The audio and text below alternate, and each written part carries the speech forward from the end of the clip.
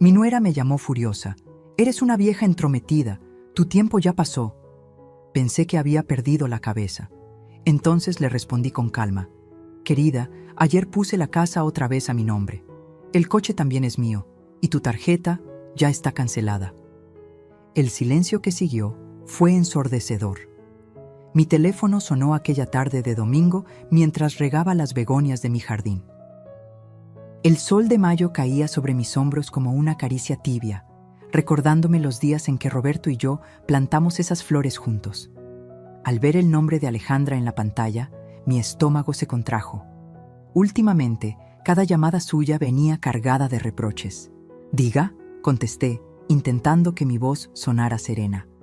«Eres una vieja entrometida, tu tiempo ya pasó». La voz de mi nuera atravesó el auricular como un latigazo en pleno rostro. «¿Cómo te atreves a hablar con el contador sin consultarnos? ¿Quién te crees que eres?». Sus palabras deberían haberme dolido, deberían haberme hecho llorar como tantas veces antes, pero algo había cambiado en mí. Después de meses de humillaciones, después de descubrir sus planes para despojarme de todo, esta rabieta era casi reconfortante. El momento había llegado.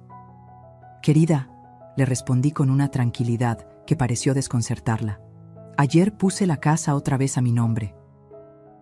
El coche también es mío, y tu tarjeta ya está cancelada». El silencio que siguió fue ensordecedor. Podía imaginar su rostro descompuesto, aquella mueca de superioridad congelándose en una máscara de pánico. Después de 3 años siendo la sombra en mi propia casa, la invisible doña Carmen de 68 años, a quien todos trataban como si ya no existiera, por fin había recuperado las riendas de mi vida. Pero no puedes hacer eso», balbuceó finalmente. «Miguel nunca lo permitirá». «Esos bienes son para nuestro futuro, para los nietos que nunca me dejan ver», la interrumpí, apretando el teléfono con fuerza. «Y Miguel ya está enterado de todo». Colgué mientras ella seguía tartamudeando amenazas. El teléfono vibró inmediatamente. Miguel. Rechacé la llamada. Necesitaban tiempo para asimilar que la abuelita indefensa había despertado. Miré mi jardín, la casa que construimos Roberto y yo con tanto esfuerzo, y sentí una sonrisa formarse en mis labios. No era una sonrisa de alegría, sino de determinación. La guerra apenas comenzaba, pero el primer movimiento era mío. 3 meses antes, jamás hubiera imaginado tener el valor para enfrentarlos. Yo, Carmen Vázquez, viuda de Gutiérrez, la mujer que siempre puso a su familia por delante, que cedió su patrimonio por amor a su hijo, ahora estaba en pie de guerra contra quienes intentaron enterrarla en vida. Entré a la casa, a mi casa, y me serví una taza de café. Las manos me temblaban, pero no de miedo. Era adrenalina pura. Sabía que en cualquier momento llegarían furiosos, exigiendo explicaciones, pero ya no me encontrarían desprevenida ni vulnerable. Sobre la mesa del comedor había dejado 3 carpetas, una con los documentos originales de propiedad, otra con las pruebas de las transferencias bancarias que habían hecho a mis espaldas, y la tercera contenía la solicitud para internarme en Atardecer Dorado, ese asilo elegante donde planeaban depositarme mientras ellos disfrutaban de mi patrimonio. El timbre sonó con insistencia. A través de la ventana vi el auto de Miguel estacionarse bruscamente. Alejandra bajó primero, con el rostro desencajado. Mi hijo la seguía, pálido como nunca lo había visto. Respiré hondo. Esta confrontación definiría el resto de mi vida, y estaba lista para ella. Nadie imagina que a los 68 años tendría que luchar por mi dignidad contra mi propia sangre, pero la vida tiene formas extrañas de enseñarnos que nunca es tarde para defenderse, y yo apenas estaba comenzando. Parte 2. La matriarca confiada. ¿Cómo entregué mi vida y bienes a quienes creía me amaban? Todo comenzó hace 3 años, cuando Roberto, mi esposo de 4 décadas, falleció de un infarto. Aún recuerdo aquella mañana de abril. Él se estaba anudando la corbata frente al espejo, me sonrió a través del reflejo y, de repente, se desplomó. Para cuando llegó la ambulancia, ya se había ido. Nos habíamos conocido en la Universidad Nacional. Él estudiaba ingeniería, yo literatura. Me enamoré de su risa franca, de cómo sus ojos brillaban cuando hablaba de construir cosas que duraran generaciones. Construimos una vida próspera, una casa hermosa en Coyoacán con jacarandas en el jardín, un negocio de importaciones que creció año tras año, y nuestro único hijo, Miguel, que siempre fue nuestro orgullo. Carmen, me decía Roberto cuando Miguel se graduó con honores, hemos criado a un buen hombre, nunca tendremos que preocuparnos por él. Qué equivocados estábamos. Cuando Roberto partió, me sentí como un barco a la deriva. A los 65 años, enfrentar la soledad en aquella casa llena de recuerdos era aterrador. Las noches eran interminables, el silencio insoportable. Miguel y Alejandra aparecieron como salvadores en medio de mi duelo. «Mamá, no puedes quedarte sola en esa casa tan grande», argumentó Miguel una tarde, mientras Alejandra asentía con expresión preocupada. Además, será más fácil administrar todo si centralizamos las cuentas y propiedades. Alejandra, siempre tan eficiente con su título de administración y su trabajo en un banco prestigioso, se ofreció a manejar mis finanzas. «Doña Carmen, usted no tiene que preocuparse por nada. Yo me encargo de las inversiones, los impuestos, todo. Usted solo disfrute su vida». Sus palabras sonaban tan sensatas, tan cariñosas, y yo estaba tan vulnerable, tan perdida sin Roberto. ¿Quién mejor que mi propio hijo y su esposa para cuidar de mí y de lo que con tanto esfuerzo habíamos construido? Y así, con el corazón roto y la mente nublada por el duelo, firmé. Poderes notariales, cambios de titularidad, temporales, tarjetas adicionales para que ellos me ayudaran con los gastos. Les entregué todo, la casa valuada en 7 millones de pesos, el automóvil, mis ahorros de casi 2 millones y el 50% del negocio que ahora administraba el socio de Roberto. «Es lo mejor, mamá», me aseguró Miguel mientras firmaba. «Así no tendrás que preocuparte por nada». Al principio, todo parecía funcionar. Me instalé en la planta baja de mi propia casa, mientras ellos ocupaban el segundo piso. Miguel seguía trabajando en la constructora, y Alejandra presumía a sus amigas lo bien que cuidaban de la abuelita. Yo cocinaba para todos, preparaba los chiles rellenos que tanto le gustaban a mi hijo, cuidaba a mis nietos cuando salían y me sentía útil. Incluso comencé a asistir a un taller de tejido en el centro comunitario. La vida parecía reorganizarse. Una tarde, mientras preparaba chocolate caliente para mis nietos, Sofía, la mayor de 6 años, me abrazó por la cintura. «Abuelita, ¿por qué mamá dice que esta ya no es tu casa?» Me quedé paralizada, con la cuchara de madera suspendida sobre la olla. «¿Qué dices, mi amor?» «Mamá le dijo a tía Lucía que ahora la casa es de ellos, que tú se las regalaste porque ya eres muy viejita para cuidarla». Sentí como si me hubieran echado un balde de agua fría. Pero me convencí de que era un malentendido, que Sofía había interpretado mal alguna conversación adulta. «Tu mamá solo quiere decir que ahora vivimos todos juntos, mi cielo», le respondí, besando su frente. Pero esa noche, mientras intentaba dormir, las palabras de mi nieta seguían resonando en mi cabeza. «Ya eres muy viejita». ¿Era así como me veían? ¿Como una anciana incapaz que necesitaba ser cuidada? Decidí hablar con Miguel al día siguiente, pero cuando mencioné el comentario de Sofía, su reacción me desconcertó. «Mamá, no hagas caso a los niños, inventan cosas». Su tono era condescendiente, como si yo fuera la niña. Además, ¿qué importa de quién es la casa en el papel? Somos familia. Asentí, fingiendo estar satisfecha con su respuesta. Pero algo dentro de mí había comenzado a inquietarse. Una pequeña alarma que, en los meses siguientes, sonaría cada vez más fuerte.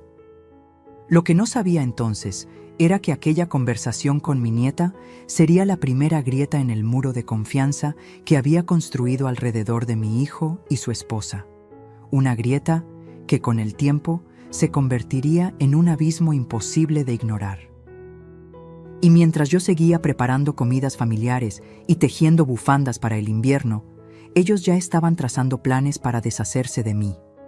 Planes que descubriría demasiado tarde, cuando ya casi todo estaba perdido. Pero como mi Roberto siempre decía, Carmen, mientras hay vida, hay esperanza. Y yo aún tenía mucha vida por delante, mucha más de la que ellos imaginaban. Saque parte 3. Las primeras señales. Cuando los susurros y miradas esquivas se volvieron evidentes, los cambios fueron tan graduales que tardé en notarlos, como cuando el agua comienza a hervir y solo ves pequeñas burbujas antes de la ebullición. Primero fueron comentarios aparentemente inocentes, lanzados como quien no quiere la cosa durante las comidas o mientras veíamos televisión. «Mamá, ¿otra vez cocinaste con tanto aceite?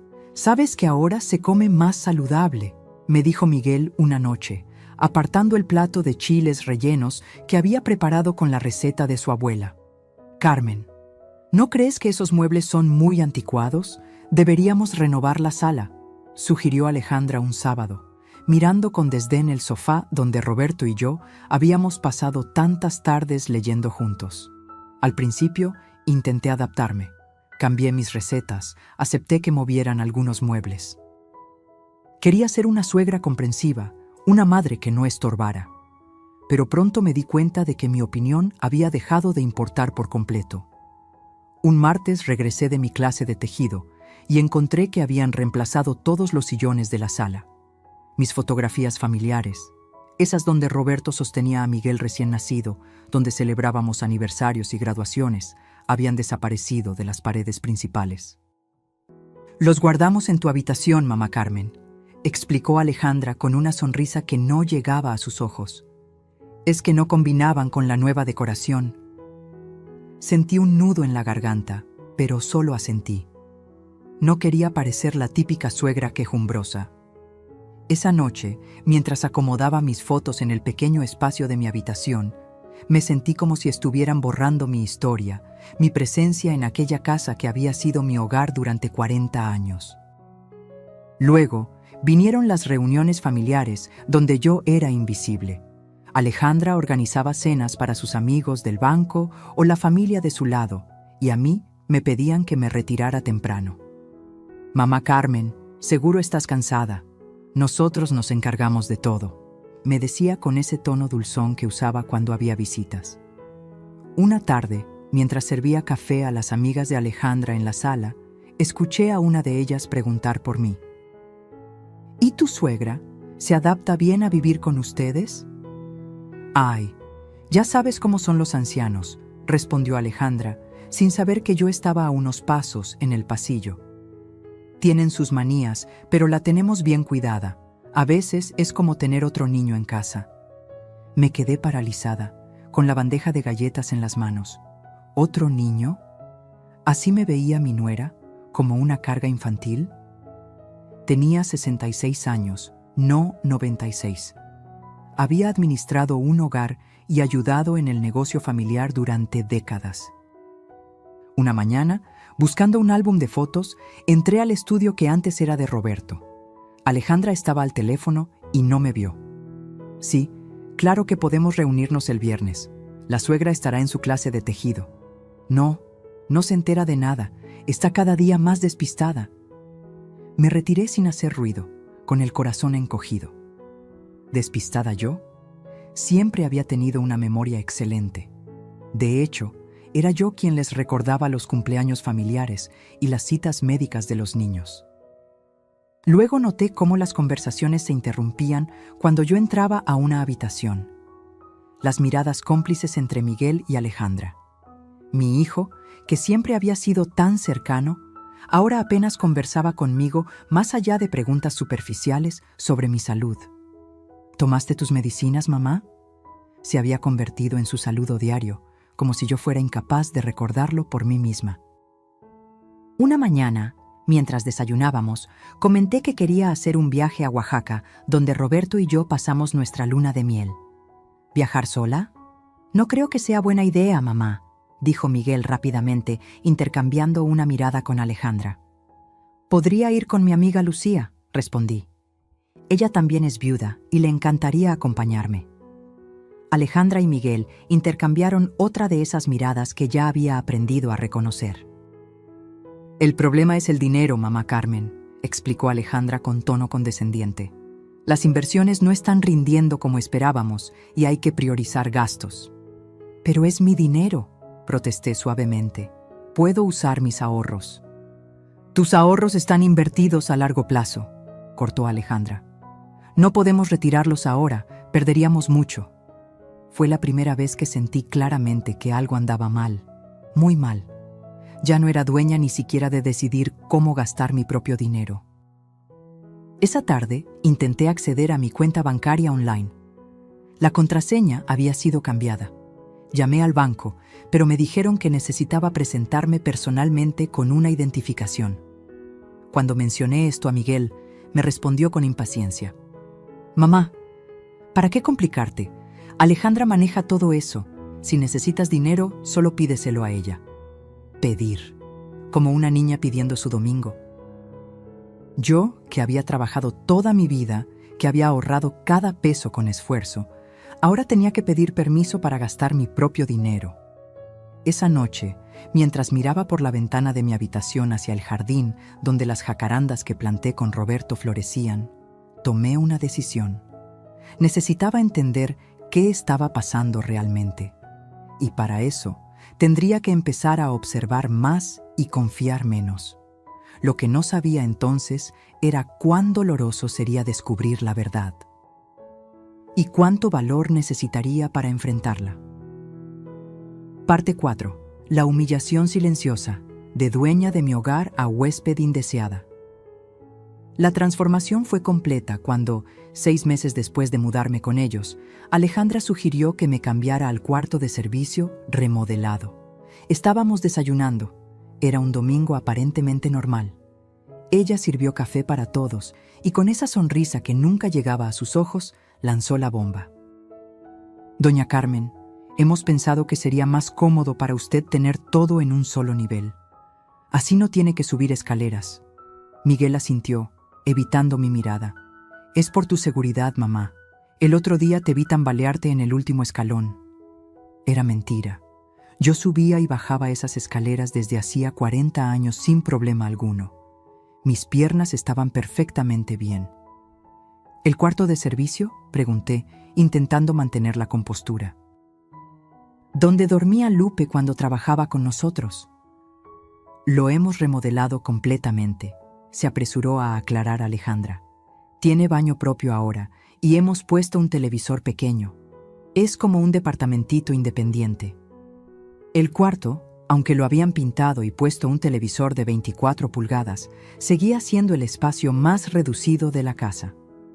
Apenas cabía una cama individual, un pequeño armario y una mesita.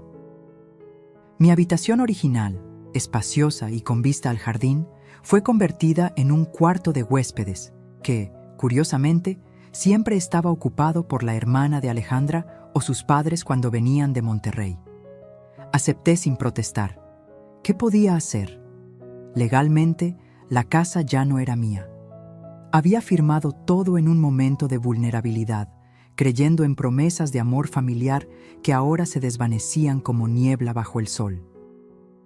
Esa noche, mientras acomodaba mis pertenencias en el pequeño armario, la mayoría de mi ropa tuvo que quedar en cajas bajo la cama, encontré una vieja fotografía de Roberto y yo frente a la casa, el día que la compramos. Él sonreía orgulloso, con un brazo alrededor de mis hombros. Nuestro castillo, había dicho. Ahora yo era la sirvienta en ese castillo. Las humillaciones pequeñas se volvieron rutina. Un día, mientras limpiaba mis figuritas de porcelana, lo único que me habían permitido conservar de mi decoración, escuché a Alejandra hablar por teléfono en la cocina. Sí, es como tener una niña grande. Hay que recordarle que tome sus medicinas, vigilar que no deje la estufa encendida. Ya sabes cómo son los ancianos. Me quedé helada. Yo nunca había dejado la estufa encendida. Mis medicinas eran solo vitaminas y una pastilla para la presión que tomaba religiosamente sin que nadie me lo recordara. Estaba creando una imagen de mí como una anciana senil e incapaz. Otra tarde, mientras tejía en el pequeño patio trasero, escuché a Miguel hablar con los niños. No molesten mucho a la abuela, está cansada. Pero si no estamos haciendo nada, papá, protestó Sofía. Solo queremos que nos cuente un cuento. Mejor vean una película. La abuela necesita descansar. Mis nietos se alejaron cabizbajos. Yo quería gritar que no estaba cansada, que adoraba contarles cuentos, que esos momentos con ellos eran lo único que iluminaba mis días. Pero me quedé callada, tejiendo furiosamente mientras las lágrimas nublaban mi vista. La peor humillación llegó en mi cumpleaños 68. Organicé una pequeña reunión e invité a mis amigas de toda la vida, Lucía, Consuelo y Margarita. Preparé bocadillos y compré un pastel con el poco efectivo que me quedaba. Esa mañana, Alejandra entró a la cocina mientras yo cocinaba. Carmen, olvidé mencionarte que hoy vendrán unos clientes importantes del banco. Necesitamos la sala y el comedor. Pero invité a mis amigas para mi cumpleaños, respondí desconcertada. Su rostro mostró una falsa compasión. Ay, qué pena. Pero esto es importante para nuestro futuro financiero. ¿No pueden venir otro día? Es mi cumpleaños, Alejandra, insistí, sintiendo cómo el rubor subía a mis mejillas. Solo serán unas horas. Lo siento, Carmen, pero ya está todo organizado. El catering llega a las 4. Tuve que llamar a mis amigas para cancelar. Lucía, siempre perspicaz, notó algo en mi voz. Carmen, ¿está todo bien con Miguel y su esposa? Todo perfecto, mentí, tragándome las lágrimas. ¿Segura? Porque podemos vernos en mi casa. No tienes que cancelar tu cumpleaños. No. Es que me siento un poco indispuesta, insistí. Mejor lo dejamos para la próxima semana. Esa noche, mientras los invitados de Alejandra reían y brindaban en mi comedor, con mis copas de cristal cortado, yo me quedé en el cuarto de servicio, sola con un pedazo de pastel, escuchando cómo celebraban en la casa que Roberto y yo construimos con tanto esfuerzo. Fue entonces cuando algo dentro de mí comenzó a cambiar. La tristeza se transformó lentamente en indignación. Esa noche, después de que todos se marcharan y la casa quedara en silencio, salí sigilosamente de mi habitación. Recorrí cada rincón de lo que alguna vez fue mi hogar. Acaricié las paredes que Roberto y yo habíamos pintado juntos. Miré las marcas en el marco de la puerta donde medíamos la altura de Miguel cuando era niño. No soy una carga, susurré en la oscuridad, y no me van a enterrar viva. Lo que no sabía entonces era que lo peor estaba por venir, y que el destino me tenía preparada una revelación que cambiaría todo para siempre. Parte 5. El descubrimiento que lo cambió todo. La traición en blanco y negro. Fue un martes por la tarde cuando el destino puso en mis manos la verdad que tanto tiempo habían ocultado. Alejandra y Miguel habían salido con los niños a un parque de diversiones, aprovechando un día festivo. Me habían dejado sola, como siempre, argumentando que sería muy cansado para mí. Mientras limpiaba mi pequeña habitación, noté que el foco del baño parpadeaba. Recordé que en el estudio de Roberto, ahora convertido en oficina de Alejandra, guardábamos focos de repuesto en un cajón del escritorio. Entré con sigilo, aunque estaba sola en casa. La costumbre de sentirme una intrusa en mi propio hogar ya estaba arraigada en mí. Abrí el cajón y efectivamente encontré los focos. Pero también encontré algo más. Una carpeta azul con mi nombre escrito en el lomo. La curiosidad pudo más que el respeto a su privacidad. Después de todo, era mi nombre el que estaba allí. Con manos temblorosas, abrí la carpeta. Lo primero que vi fue un folleto elegante. Atardecer dorado, residencia para adultos mayores. Las páginas mostraban habitaciones pequeñas pero limpias, áreas comunes con ancianos sonrientes jugando dominó. enfermeras jóvenes ayudando a personas en sillas de ruedas. Mi corazón comenzó a latir con fuerza. ¿Por qué tenían esto? Seguí revisando. Había una solicitud de ingreso parcialmente completada, con M y nombre, con mis datos. Solo faltaban algunas firmas y la fecha de ingreso. No puede ser, murmuré, sintiendo cómo mis piernas flaqueaban. Pero había más, mucho más. Encontré estados de cuenta bancarios. Mis cuentas, que supuestamente estaban invertidas a largo plazo, mostraban retiros sistemáticos, grandes cantidades transferidas a una cuenta que no reconocía. En 2 años, mis ahorros de 2 millones de pesos se habían reducido a menos de 300,000. Con dedos cada vez más temblorosos, seguí explorando aquel archivo de traición. Descubrí un contrato de venta de la casa, listo para ser firmado.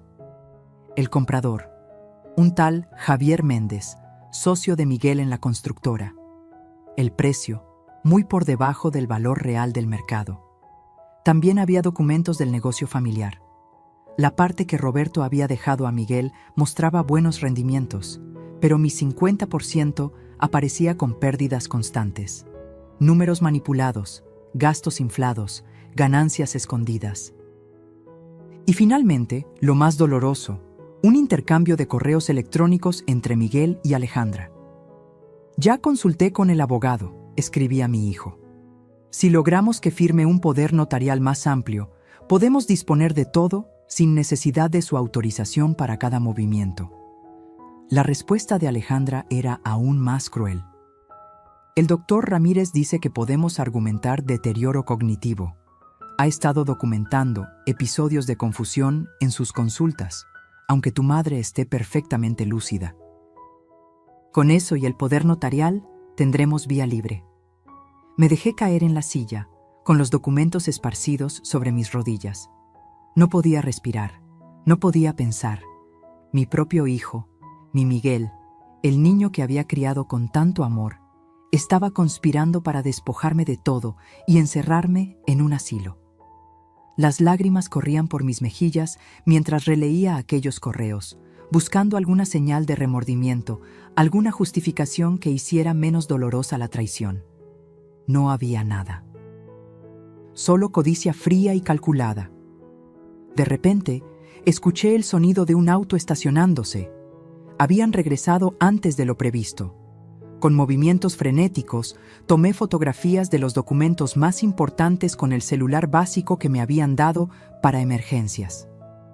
Luego devolví todo a su lugar exacto y salí del estudio, llevándome solo el foco que había ido a buscar. Cuando entraron, yo estaba en la cocina, preparando té como si nada hubiera pasado. Sonreí a mis nietos, que corrieron a mostrarme los juguetes que les habían comprado. Saludé a Miguel y Alejandra con normalidad, aunque por dentro sentía que me desgarraba en 1000 pedazos. Esa noche, encerrada en mi pequeña habitación, lloré hasta quedarme sin lágrimas. Lloré por la traición, por la ingratitud, por el amor maternal que sentía traicionado de la forma más cruel. Pero cuando el amanecer comenzó a filtrarse por mi ventana, algo había cambiado dentro de mí. La tristeza seguía allí, como una herida profunda que nunca sanaría completamente. Pero junto a ella había nacido algo nuevo, una determinación feroz, una voluntad de hierro que no sabía que poseía. Roberto, susurré, mirando nuestra vieja fotografía, dame fuerzas para lo que viene, porque ahora lo sabía todo, y el conocimiento, aunque doloroso, me daba poder. Un poder que ellos nunca imaginaron que yo podría tener. Era hora de que Carmen Vázquez, la invisible, la descartada, la subestimada, comenzara a moverse en las sombras. Porque si algo había aprendido en mis 68 años de vida, es que incluso la más dócil de las palomas puede convertirse en águila cuando le arrebatan el nido, y yo estaba lista para volar. Parte 6. La resistencia silenciosa. Cuando la sabiduría supera a la codicia, aquella mañana me levanté diferente. El dolor seguía ahí, como una sombra persistente, pero ya no me paralizaba. Mientras preparaba el desayuno para todos, como siempre hacía, planeaba cada paso de lo que sería mi resistencia. Lo primero era asegurar la evidencia. Usando la conexión Wi-Fi de la casa, envié las fotografías de los documentos a mi vieja amiga Lucía con un mensaje críptico. «Guarda esto, te explicaré después». Lucía, bibliotecaria jubilada y la persona más discreta que conocía, respondió casi inmediatamente. «Recibido. Estoy aquí para lo que necesites».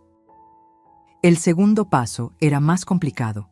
Necesitaba asesoría legal, pero sin que Miguel y Alejandra lo supieran. Y necesitaba dinero propio, fuera de su control. Durante el desayuno, observé a mi hijo mientras devoraba los chilaquiles que había preparado. ¿Cómo podía comer tranquilamente mientras planeaba despojarme de todo? ¿Dónde había quedado el niño que lloraba cuando veía a un anciano pidiendo limosna en la calle? «Miguel», dije casualmente, estaba pensando en retomar mis clases de pintura en el centro cultural, los martes y jueves por la mañana. Él y Alejandra intercambiaron una de sus miradas cómplices. «¿Pintura, mamá? No sabía que te interesaba», respondió Miguel, con ese tono condescendiente que tanto había llegado a odiar. «Tu padre y yo tomamos clases juntos hace años», mentí con naturalidad. «Roberto y yo nunca habíamos pintado, pero él ya no estaba para desmentirme. Me gustaría retomarlo. Me hace bien salir un poco». «No sé si es buena idea que vayas sola», intervino Alejandra. «Podrías desorientarte». Fingí vulnerabilidad, algo que se me daba cada vez mejor. «Tienes razón. Quizás podría tomar un taxi o pedirle a Lucía que pase por mí». «El taxi sería mejor», dijo rápidamente Alejandra. «Así no molestas a nadie». «Perfecto. Era exactamente lo que quería. Libertad de movimiento, aunque fuera limitada». «Necesitaré algo de dinero para las clases y los materiales», añadí, bajando la mirada como si me avergonzara pedirlo. Alejandra frunció el ceño, pero Miguel intervino. «Claro, mamá, te daremos para tus gastos». Esa misma tarde, Alejandra me entregó 2,000 pesos. «Esto debería alcanzarte para un mes», dijo, como si me estuviera haciendo un gran favor con mi propio dinero. «Gracias, hija», respondí, guardando el dinero en mi bolso desgastado. «Eres muy generosa». El martes siguiente, tomé un taxi supuestamente hacia el centro cultural. En realidad, me dirigí a la oficina de la licenciada Mariana Ortiz, una abogada especializada en derechos de adultos mayores que había encontrado por internet en la biblioteca pública durante una salida al parque que había logrado hacer sola. La licenciada Ortiz, una mujer de unos 50 años con ojos penetrantes y actitud decidida, escuchó mi historia sin interrumpirme. Revisó las fotografías de los documentos en mi teléfono y tomó notas detalladas. «Doña Carmen», dijo finalmente, «lo que su hijo y nuera están haciendo no solo es inmoral, es ilegal. Esto constituye abuso patrimonial y posiblemente fraude. Pero necesitamos actuar con inteligencia. Si ellos sospechan que usted sabe algo, podrían acelerar sus planes». «¿Qué me recomienda?», pregunté, sintiendo una mezcla de miedo y determinación. «Primero, necesitamos copias certificadas de todos los documentos que firmó. Segundo, debemos verificar el estado actual de sus cuentas y propiedades. Y tercero, hay que documentar cualquier evidencia de maltrato o negligencia». Salí de aquella oficina con un plan concreto y una cita para la siguiente semana. Le pagué a la licenciada con parte del dinero que me había dado Alejandra, sintiendo una pequeña satisfacción al usar sus propios recursos en su contra. Durante las semanas siguientes, mantuve mi fachada de anciana dócil y despistada. Seguía cocinando, cuidando a mis nietos, sonriendo cuando me hablaban como si fuera una niña. Pero mientras tanto, iba construyendo mi caso. Cada clase de pintura era en realidad una reunión con la licenciada Ortiz o una visita al banco para obtener información. Descubrí que, efectivamente, mis cuentas habían sido vaciadas sistemáticamente. La casa estaba ahora completamente a nombre de Miguel y mi parte del negocio mostraba pérdidas inexplicables. Una tarde, mientras Miguel y Alejandra discutían en la cocina creyendo que yo dormía, escuché algo que confirmó mis peores sospechas. «Ya tenemos fecha para la residencia», decía Alejandra en voz baja. «El 15 de octubre hay una habitación disponible. El doctor Ramírez ya tiene listo el certificado de evaluación cognitiva». ¿Tan pronto? La voz de Miguel sonaba nerviosa. «No sé si mamá... ¿Prefieres esperar a que descubra lo de las cuentas? ¿O a que el comprador se arrepienta?» «Ya hablamos de esto, Miguel. Es lo mejor para todos. Ella estará bien atendida». «Supongo que tienes razón», cedió mi hijo. «Después de todo, ya no puede valerse por sí misma». Me mordí el puño para no gritar de rabia. Claro que podía valerme por mí misma. Había estado haciéndolo toda mi vida y seguía haciéndolo incluso ahora, bajo sus narices. El 15 de octubre. Tenía menos de un mes para completar mi plan. La licenciada Ortiz había reunido suficiente evidencia para presentar una demanda por abuso patrimonial, pero el proceso legal sería largo. Necesitábamos algo más inmediato para detener la venta de la casa y mi internamiento forzado en aquella residencia. Fue entonces cuando recordé algo que Roberto solía decir. «Carmen, en los negocios, la información es poder. Y el momento de usarla es tan importante como la información misma». Tenía la información. Ahora necesitaba encontrar el momento perfecto para usarla. Y mientras planeaba mi contraataque, seguía sonriendo, seguía cocinando, seguía fingiendo que no sabía nada. Porque a veces el mejor lugar para esconderse es a plena vista. Y la mejor arma contra quienes te subestiman es, precisamente, dejar que sigan subestimándote. Ellos creían que estaban jugando ajedrez con una principiante. No sabían que yo llevaba toda una vida observando el tablero. Parte 7. El día de la verdad. Cuando la justicia llega silenciosa pero implacable. El 10 de octubre amaneció como cualquier otro día. Me levanté temprano, preparé el desayuno y serví café a Miguel y Alejandra.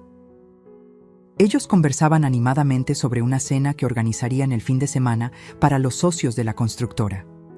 «Será una noche importante», decía Miguel, revisando su teléfono. «Javier confirmó que traerá los documentos finales». Javier Méndez, el comprador de mi casa, el cómplice en este despojo. «¿Quieres que prepare algo especial?», pregunté inocentemente mientras servía más café. «No será necesario», respondió Alejandra con rapidez. «Contrataremos servicio de catering. Además, pensamos que podrías cenar temprano en tu habitación. Sabes cómo te cansas con las reuniones». «Como tú digas, querida», respondí con una sonrisa dócil. Cuando salieron de casa, llamé inmediatamente a la licenciada Ortiz. «Es este sábado», le dije sin preámbulos. «Van a firmar la venta de la casa». «Perfecto», respondió ella con determinación. «Todo está listo. ¿Está segura de querer hacerlo así, doña Carmen? Podríamos proceder de manera más discreta». «Estoy segura», afirmé. «Quiero verles la cara cuando se den cuenta de que la anciana inútil les ganó en su propio juego». El sábado llegó con una extraña calma. Ayudé a limpiar la casa, arreglé flores en jarrones y me mantuve ocupada en la cocina, aunque no estuviera preparando la cena.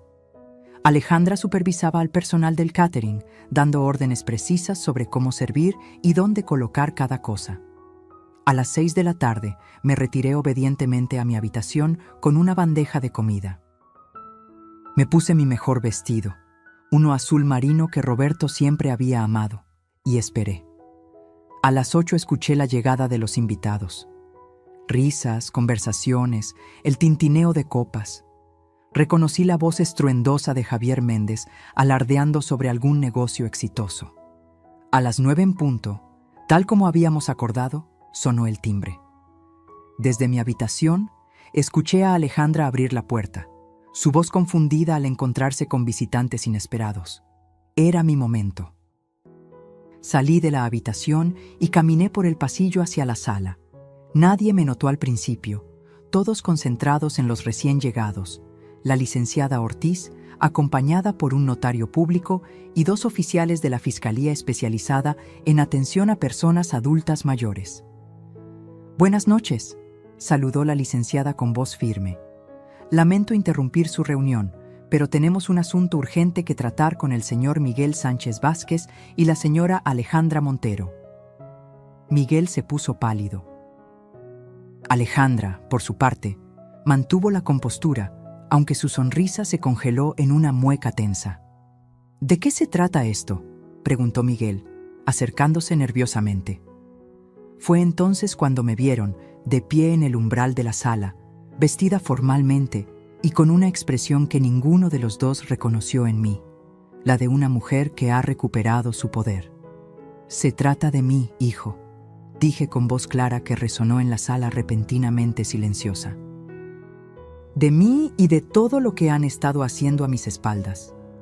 La licenciada Ortiz tomó la palabra, explicando formalmente que estábamos allí para detener cualquier transacción relacionada con la propiedad y para presentar una denuncia por abuso patrimonial, apropiación indebida de bienes y falsificación de documentos. «Tenemos pruebas», continuó, «de transferencias bancarias no autorizadas, manipulación de estados financieros del negocio familiar y un plan para internar involuntariamente a doña Carmen en una residencia, utilizando certificados médicos fraudulentos». Los invitados comenzaron a murmurar, incómodos.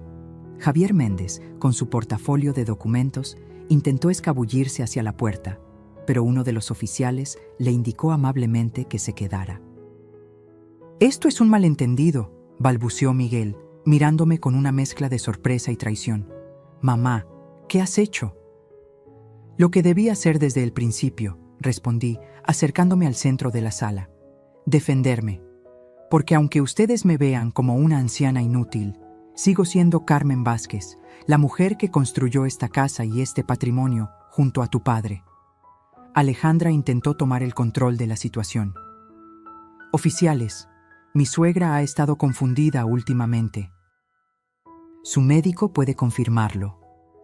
Todo lo que hemos hecho ha sido para protegerla». «¿Protegerme?», interrumpí, sintiendo cómo décadas de educación para ser una mujer complaciente se desvanecían ante la indignación. «¿Vaciar mis cuentas es protegerme? ¿Vender mi casa a tus espaldas es protegerme? ¿Falsificar evaluaciones médicas para encerrarme en un asilo es protegerme?». Saqué de mi bolsillo copias de los correos electrónicos que había encontrado y los leí en voz alta. Cada palabra era un clavo en el ataúd de su farsa. Los invitados escuchaban atónitos. Algunos incluso comenzaron a despedirse discretamente, no queriendo ser testigos de semejante escándalo familiar. «Carmen, por favor», suplicó Miguel, usando por primera vez en meses mi nombre en lugar de mamá o mamita. «Podemos hablar de esto en privado». «No, Miguel», respondí con firmeza. «Ya hubo demasiados secretos en esta casa, demasiadas conversaciones a mis espaldas, demasiadas decisiones sobre mi vida tomadas sin consultarme». El notario procedió entonces a leer un documento que revocaba cualquier poder notarial que hubiera otorgado previamente. Los oficiales, por su parte, informaron a Miguel y Alejandra que estaban bajo investigación y que tenían prohibido realizar cualquier transacción con los bienes en disputa. «Esto no quedará así», amenazó Alejandra en voz baja cuando los oficiales se dirigieron a hablar con Javier Méndez. «Te arrepentirás de humillarnos públicamente». La miré directamente a los ojos, sin miedo, sin titubeos. «No, Alejandra. Ustedes se arrepentirán de haber subestimado a esta anciana inútil, porque resulta que esta anciana tiene mejor memoria, más astucia y más dignidad de lo que ustedes jamás imaginaron». Esa noche, mientras los invitados se marchaban y los oficiales tomaban declaraciones, sentí una extraña mezcla de triunfo y tristeza. Había ganado la batalla legal, había protegido mi patrimonio y mi libertad, pero había perdido algo irreemplazable: la confianza en mi hijo. Cuando la casa quedó vacía, excepto por nosotros tres, Miguel se derrumbó en el sofá, con la cabeza entre las manos. «¿Por qué de esta manera, mamá?», Preguntó con voz quebrada. ¿Por qué no hablaste conmigo primero? ¿Como tú hablaste conmigo antes de decidir vender mi casa? ¿Cómo consultaste conmigo antes de vaciar mis cuentas? Respondí, sintiendo cómo las lágrimas finalmente comenzaban a brotar. Te di la oportunidad de ser honesto, Miguel, muchas veces, pero elegiste tratarme como a una niña incapaz, como a un estorbo del que había que deshacerse. Nunca quise hacerte daño, murmuró. Pero lo hiciste, respondí simplemente. Y ahora todos tendremos que vivir con las consecuencias. Esa noche dormí en un hotel. La licenciada Ortiz había insistido en que no era seguro quedarme en la casa después de lo sucedido. Mientras miraba por la ventana hacia la ciudad iluminada, pensé en Roberto, en lo orgulloso que estaría de verme defender lo que construimos juntos. Lo logré, amor, susurré. Les demostré que no soy invisible, que no soy descartable, que soy Carmen Vázquez y mi historia aún no ha terminado. Lo que no sabía entonces era que esta victoria, aunque amarga, sería apenas el comienzo de mi verdadera liberación, y que a mis 68 años estaba a punto de descubrir una nueva forma de vivir, con mis propias reglas, en mis propios términos. Parte 8. Renascimento. Quando o outono da vida se torna primavera. 3 meses se passaram desde aquela noite fatídica. O processo legal seguia seu curso lento, mas seguro. A licenciada Ortiz havia conseguido congelar todas as transações e recuperar parte do dinheiro que Miguel havia transferido das minhas contas. Eu não voltei para a casa que compartilhava com meu filho e sua família. Não podia. As feridas estavam abertas demais, a confiança completamente quebrada. Em vez disso, aluguei um pequeno apartamento no centro da cidade, perto do parque onde Roberto e eu costumávamos passear aos domingos. Foi difícil no começo. Décadas vivendo para os outros me haviam feito esquecer como era viver para mim mesma. As primeiras noites sozinha foram assustadoras. O silêncio parecia ensurdecedor, a liberdade quase opressiva em sua vastidão de possibilidades. Mas aos poucos, como uma flor que lentamente desabrocha após um longo inverno, comecei a redescobrir quem era Carmen Vázquez, além de mãe, viúva e avó. Numa manhã de janeiro, enquanto tomava café na pequena varanda do meu apartamento, recebi uma ligação inesperada. Abuela? A voz de Sofia, minha neta de 19 anos, soou hesitante do outro lado da linha. Sofia, meu amor, respondi, sentindo meu coração acelerar. Não havia falado com meus netos desde o rompimento com Miguel e Alejandra. Posso te visitar? Papai não sabe que estou ligando, mas sinto sua falta. 2 horas depois, Sofia estava sentada à minha frente, seus olhos, tão parecidos com os de Roberto, examinando meu novo lar com curiosidade. Gosto daqui, disse ela finalmente. Parece você.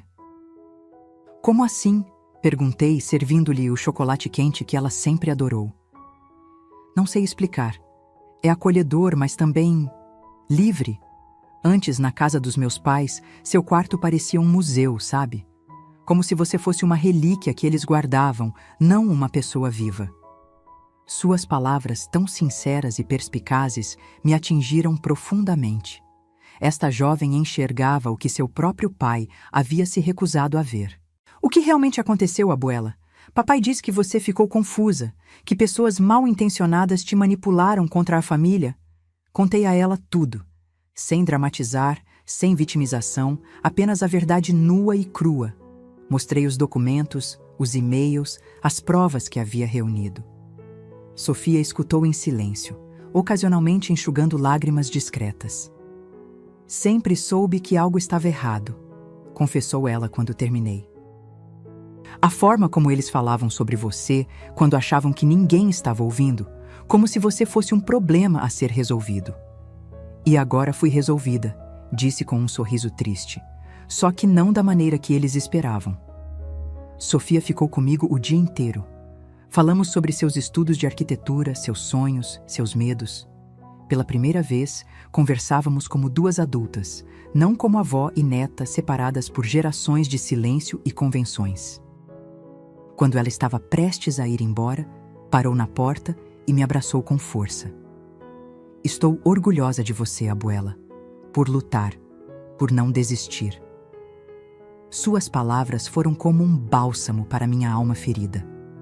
Nas semanas seguintes, Sofia começou a me visitar regularmente, às vezes trazendo seu irmão mais novo, Diego, de 17 anos. Juntos, eles se tornaram minha ponte para uma família que eu temia ter perdido para sempre.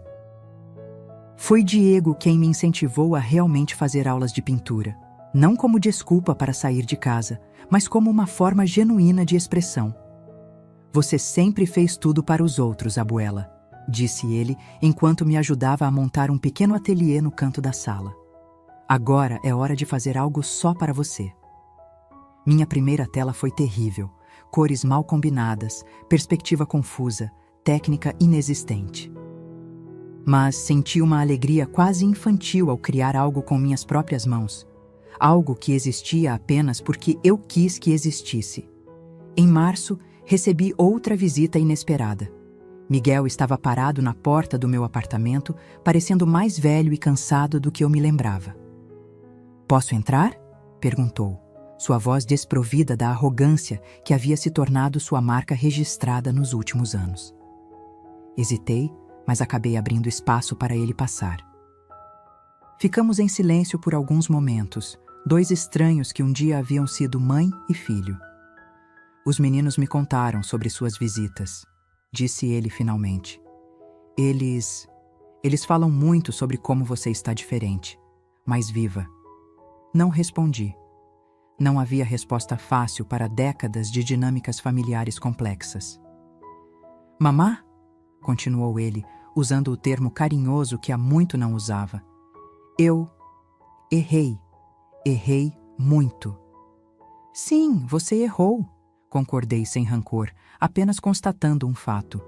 "Não sei se algum dia poderá me perdoar. Não sei se mereço perdão.